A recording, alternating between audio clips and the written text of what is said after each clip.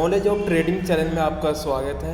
आज हम मंडे के लिए यानी कि 16 जनवरी के लिए 7 स्टॉक को देखेंगे, 7 स्टॉक को, और उन पे मंडे को हम ट्रेड करेंगे। तो 7 स्टॉक को हम चार्ट ट्रेडिंग करेंगे कि मंडे के दिन वो क्या हो सकता है, उसकी क्या पॉसिबिलिटी हो सकती है। आपको स्क्रीन पे दिखाई दे रहा होगा।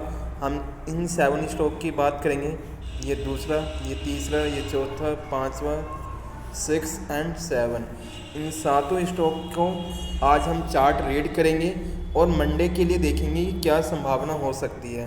तो हम अपने पहले स्टॉक पे आते हैं जिसका नाम अडानी पोर्ट है, और हम इसको चार्ट रीड करते हैं और मंडे के लिए इसमें लेवल निकालते हैं कि कहाँ पे हमें बाय करना चाहिए और कहाँ पे हमें सेल करना चाहिए कल के दिन इंट्राडे में। तो ये मैंने चार्ट खोल लिया, आपको दिखाई दे रहा होगा। ये सारे चार्ट हम 15 मिनट पे रीड करेंगे। तो पहला चार्ट ये खुल गया अडानी पोर्ट का। मैंने अडानी पोर्ट पे पहले से ही एक सपोर्ट और एक रेजिस्टेंस की लाइन ड्रॉ कर रखी है, आपको दिखाई दे रहा होगा। ये ऊपर का लेवल रेजिस्टेंस का माना जाएगा और नीचे वाला लेवल ये सपोर्ट का माना जाएगा।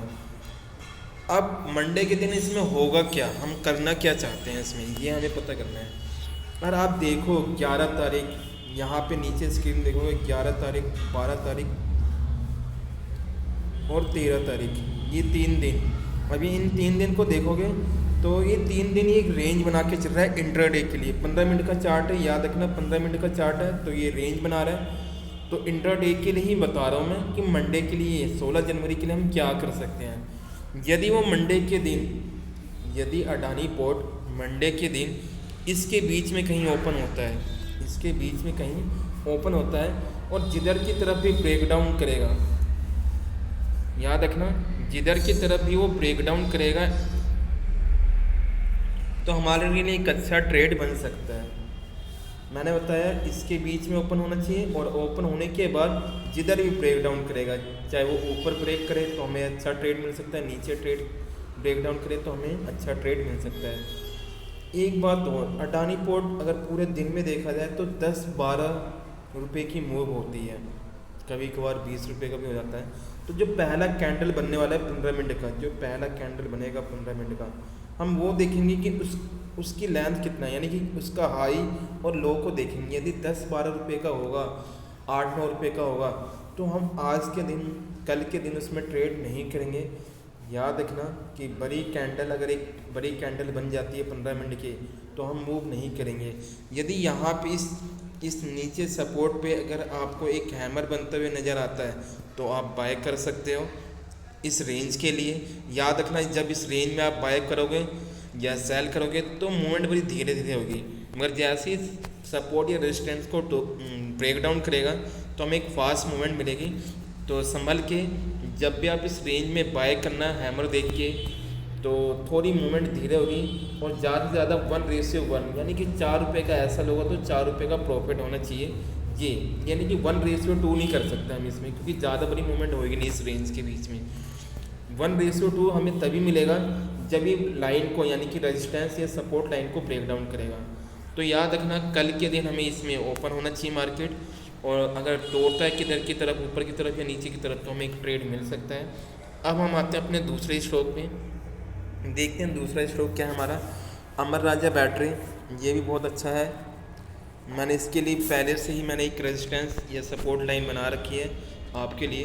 15 मिनट का चार्ट ये भी है और मैंने एक सपोर्ट लाइन ड्रॉ कर रखा है। अगर मैं थोड़ा सा दिखाऊं आपको तो ये इस लाइन का सपोर्ट ले रहा है 5 तारीख से। आप यहाँ पे ध्यान दो, स्क्रीन के नीचे यहाँ पे 5 तारीख से लेकर आज कितनी तारीख है, 15 जनवरी तक, 5 तारीख से लेकर 15 जनवरी तक, 5 से लेकर ये 13 जनवरी तक, 15 जनवरी तक एक सपोर्ट की तरह कर रहा है इंट्राडे में, यानी कि अभी तक ये टूटा नहीं है। यदि ये टूटेगा नीचे की तरफ तो हमें एक अच्छा ट्रेड मिल सकता है। तो इसमें ओपनिंग ध्यान रखेंगे, यदि ओपनिंग इसके आसपास कहीं होता है, इसके ऊपर ओपनिंग होता है और इस लाइन को ब्रेक डाउन करने से पहले यहाँ पे थोड़ी देर कंसोलिडेट करता है, और उसके बाद जैसे ही 15 मिनट की एक कैंडल, जैसे ही 15 मिनट की कैंडल इस लाइन को ब्रेक डाउन करता है तो उसके लो के नीचे हम सेल कर सकते हैं। याद रखना 15 मिनट की कैंडल इस लाइन को ब्रेक डाउन करने के बाद जो लो बनाएगा उसके नीचे हम सेल कर सकते हैं, और एस एल हमारा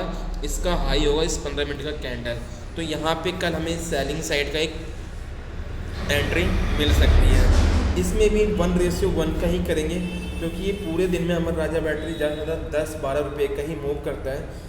तो हमें याद रखना है, ध्यान रखना है कि इसमें ज़्यादा से ज़्यादा 1:1 यानी कि 4 रुपये का ऐसा लो तो 4 रुपये का ही टारगेट रखना अपना। अब हम तीसरे स्टॉक पे आते हैं। तीसरा स्टॉक क्या है हमारा वो देख लेते हैं। कोटक महिंद्रा बैंक है, इसमें भी एक रेंज बना हुआ है। मैं सारे स्टॉक आपको रेंज वाले लेकर आया हूँ, और 15 मिनट के लिए इंट्राडे के लिए। आप देखोगे आपको इसमें ज़रूर एंट्री मिलेगी।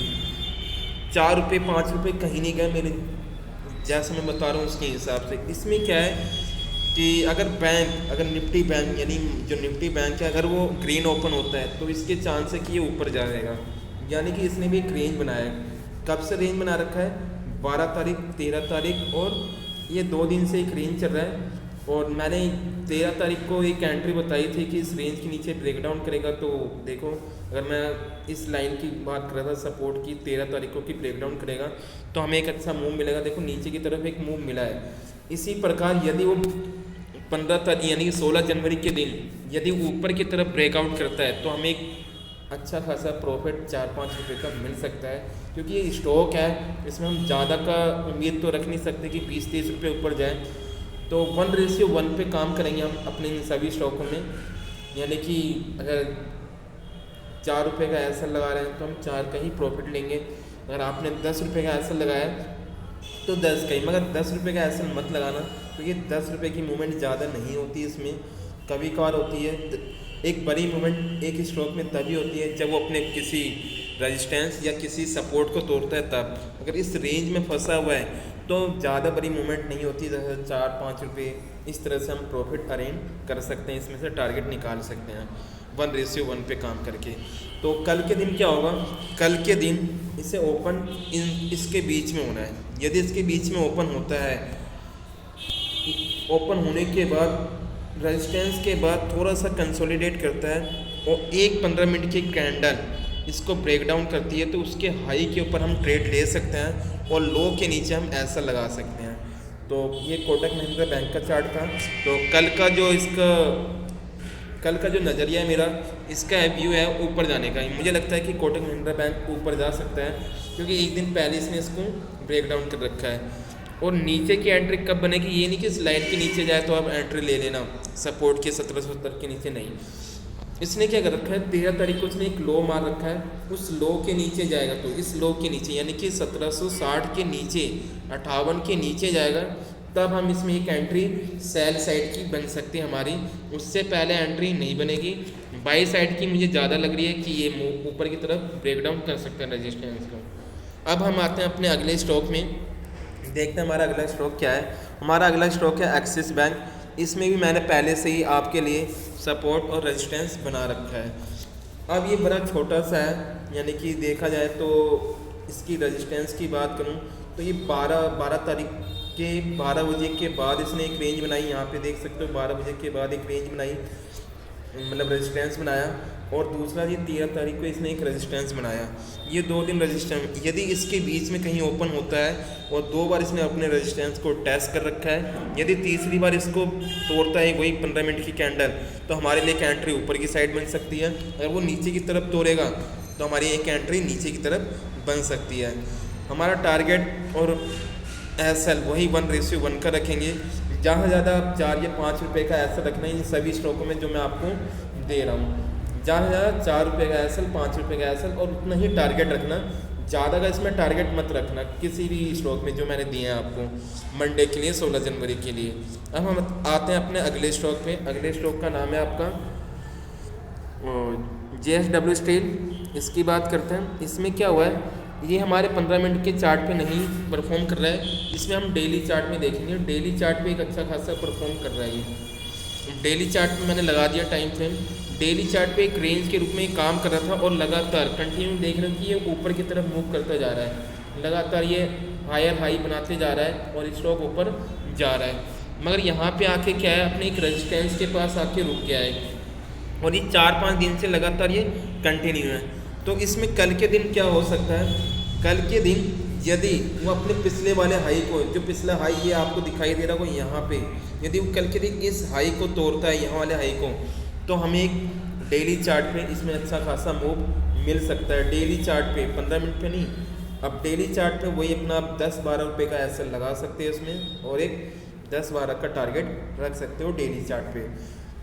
और नहीं, यदि ओपन इसके बीच इस 773 के नीचे ओपन होता है यहाँ कहीं, और उसके बाद थोड़ी देर रुकता है और तोड़ता है, तब हम इसमें बाय करेंगे।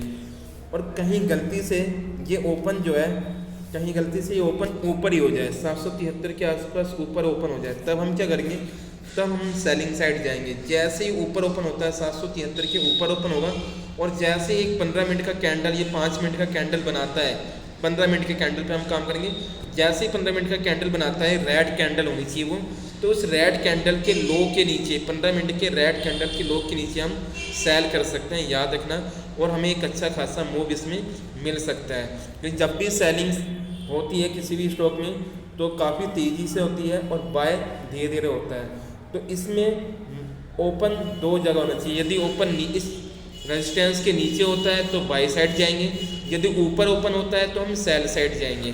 अब ये कल के दिन देखेंगे कि ये ओपन कहाँ पे हो रहा है, उसके हिसाब से हम इसमें ट्रेड करेंगे। अगला स्टॉक है हमारा HDFC बैंक। इसमें देखते हैं क्या हो सकता है। HDFC बैंक पहले ही एक मूव कर चुका है। 15 मिनट के चार्ट के लिए मैंने निकाला था, ये 15 मिनट पे चार्ट पर निकाल लेता हूँ, ये 15 मिनट का टाइम फ्रेम है।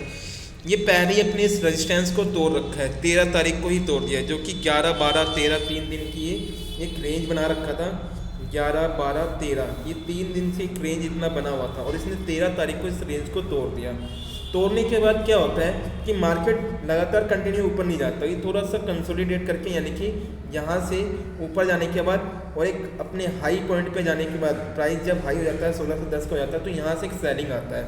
अब देखने को ये मिलेगा कि अगर यदि यानी कि 16 जनवरी के दिन इस अपने इस 1610 के हाई को तोड़ता है, यहाँ से एक तोड़ता है, तो हमें कंटिन्यू इसमें एक ऊपर की साइड एक रैली मिल सकती है, और हम आराम से इसमें 1:1 पे टारगेट अपना प्राप्त कर सकते हैं। तो कल के लिए इसमें एंट्री क्या होनी चाहिए, यदि जैसे ही 1610 के ऊपर स्टॉक जाता हुआ आपको नज़र आता है, 1610 के ऊपर जैसे ही स्टॉक जाता हुआ नज़र आएगा, तो आप इसमें बाई साइड जा सकते हो 1:1 के टारगेट को लेकर, यानी कि 500 रुपये का एसएल और 500 रुपये का आपका प्रॉफिट होना चाहिए। ओपन कहाँ होना चाहिए, ओपन इसके हाई और इसकी क्लोजिंग के बीच में कहीं होना चाहिए। और जब ये तोड़ने आए इसके हाई को, कल के हाई को, तो हमें ध्यान लगाना है कि यानी कल के ये ओपन पे निर्भर करता है। यदि ओपन इसके नीचे होता है, इन क्लोजिंग और हाई के बीच में ओपन होता है, और जब अपने हाई को तोड़ेगा, तब हम HDFC बैंक में बाई साइड की एक एंट्री ले सकते हैं 1:1 पे।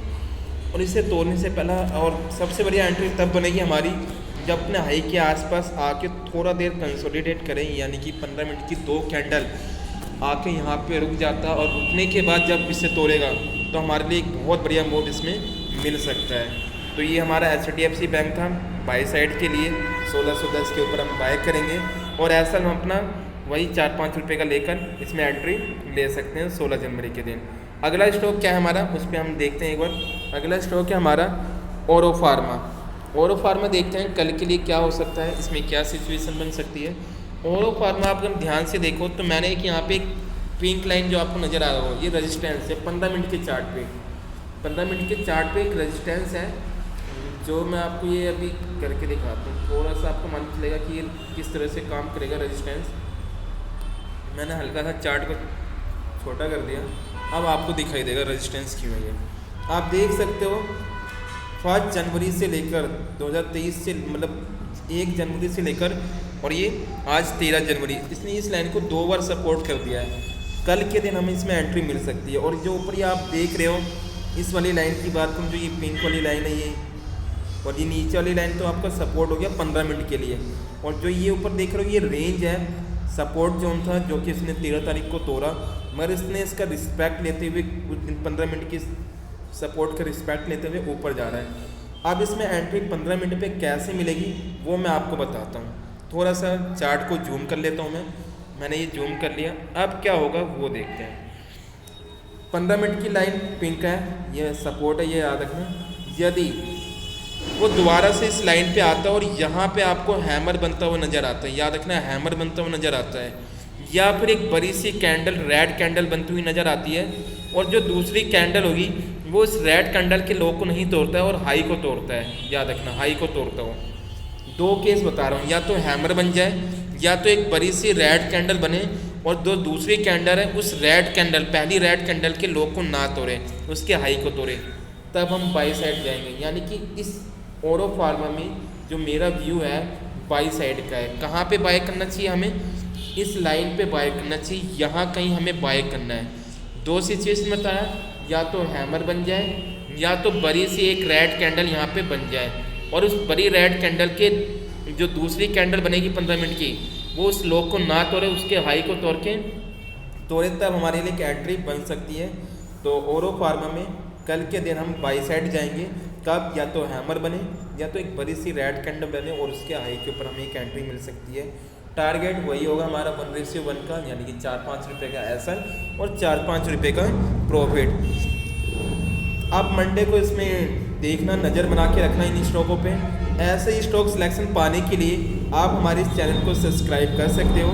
डेली मैं इस चैनल पे आपको 5 से 10, कम से कम रोज़ाना 10 स्टॉक आपको ला के दिया करूँगा, और संग में उसके मतलब भी समझाया करूँगा कि हमें क्यों ट्रेड लेना चाहिए और ओपन कहाँ पे होना चाहिए। क्योंकि हम इंट्राडे ट्रेडर है, तो हमें कल की ओपनिंग पे बड़ा ध्यान रखना चाहिए। कल की ओपनिंग और आज के लो और आज का हाई, आज से क्लोजिंग, ये 3 चीज़ें इंट्राडे ट्रेडर के लिए बड़ा मेन होते हैं। उसके हिसाब से मैं सारी चीज़ें आपको बताता हूँ। कल अब मंडे को देखते हैं ये स्टॉक कैसे परफॉर्म करते हैं। बढ़िया परफॉर्म करेंगे तो आप कमेंट में ज़रूर रिप्लाई करना, और ना करें तब भी रिप्लाई करना। हम देखेंगे क्यों नहीं करा, मैं इसका कारण भी आपको बताऊंगा। और इसी तरह के स्टॉक पाने के लिए, स्टॉक सिलेक्शन पाने के लिए आप हमारे चैनल को सब्सक्राइब कर सकते हो और अपने दोस्तों में शेयर भी कर सकते हो।